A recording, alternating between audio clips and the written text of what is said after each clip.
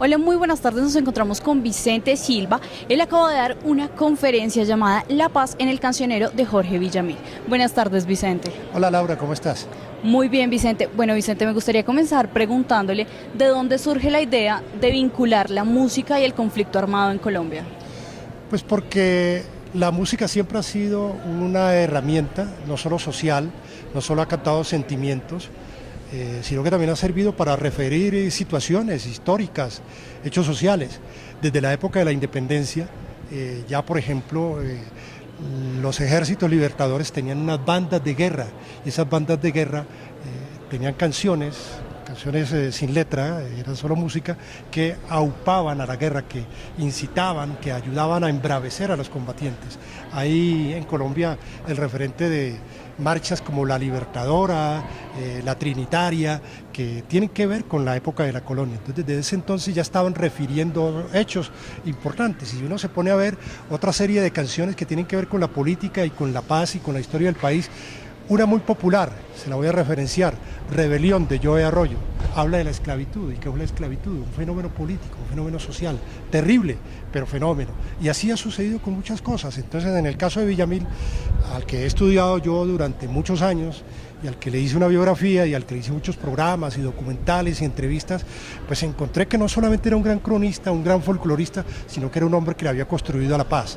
Como quiera que Tiro Fijo, el jefe de la guerrilla, fue trabajador de la finca de su padre, que lo trató, que fue comisionado de paz, que estuvo preso por mediar en la liberación de un diplomático holandés. Entonces, él contó sus propias experiencias y las experiencias de otros a partir de la violencia, a partir de la paz, y a mí me pareció importante en estos momentos en que se está hablando de paz, en que se ve una luz al final del túnel, que se cuente que ha habido personajes como Villamil, ha habido otros también muy importantes, que han sabido referir la situación de paz y de violencia en Colombia a través de la música.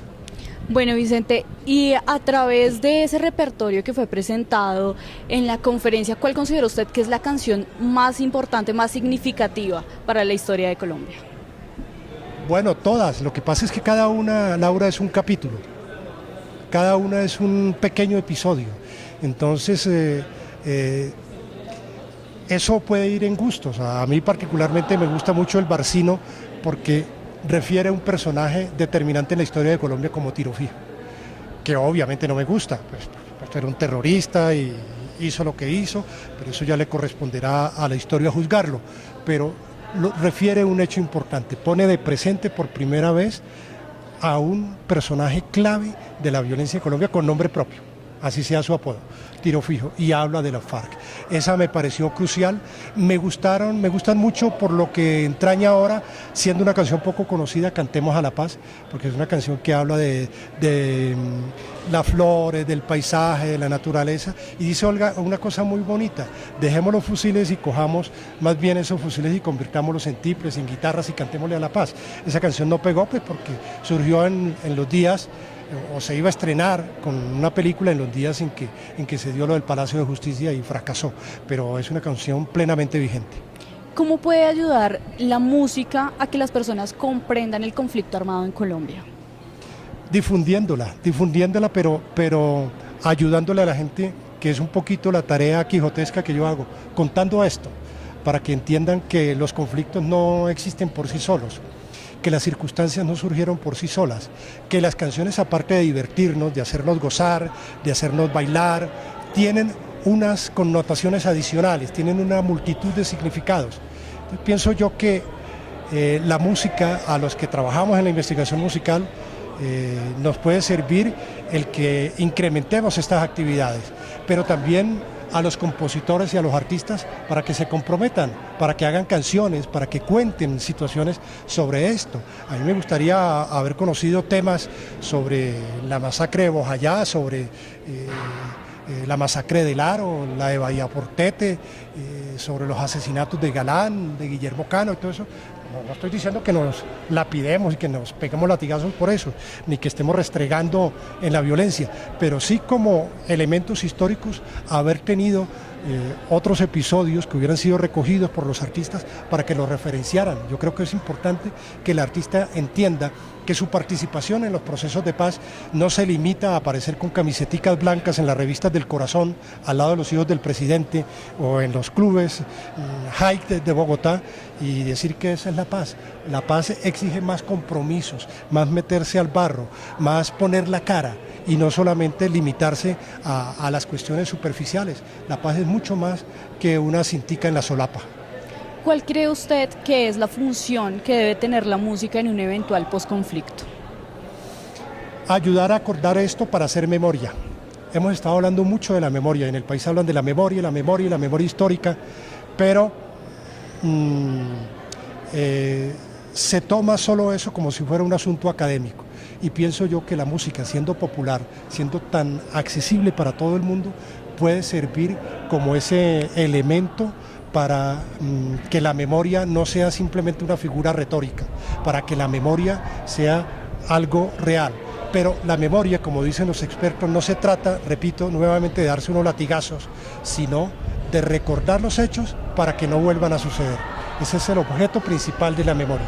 Y creo que eso fue lo que yo intenté. Mire, aquí hay unos hechos, hay unas situaciones de violencia, recordémoslas porque fueron muy duras, muy difíciles, están vigentes, pero no las repitamos. Es eso más o menos el fenómeno que uno pretende explicar a través de la música y creo que yo creo que ese es el reto que deben abordar, que deben afrontar los artistas nuevos, pero también los viejos. No dejarle solo eso a los folclóricos, también los artistas modernos. ¿Y qué cantantes usted considera que pueden ejercer esa función de Jorge Villamil, ese papel? Bueno, Juanes ha hecho 3 canciones estupendas sobre el conflicto, sobre las minas antipersonas. Creo que hizo una a partir de la novela y de la película de Jorge Franco, de Rosario Tijeras, que habla del sicariato. ¿Sí? Él hizo 13 canciones extraordinarias, ¿no?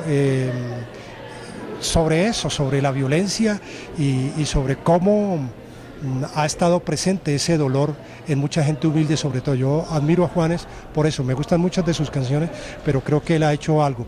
¿Cuánto me gustaría ver a Vives? Me gustaría ver a Shakira cantando algo de eso, y no solamente lo comercial. Y para Vicente Silva, finalmente, ¿qué referencia, cuál es la posición frente a la paz en Colombia? Que ya por primera vez en muchos años hay una luz al final del túnel.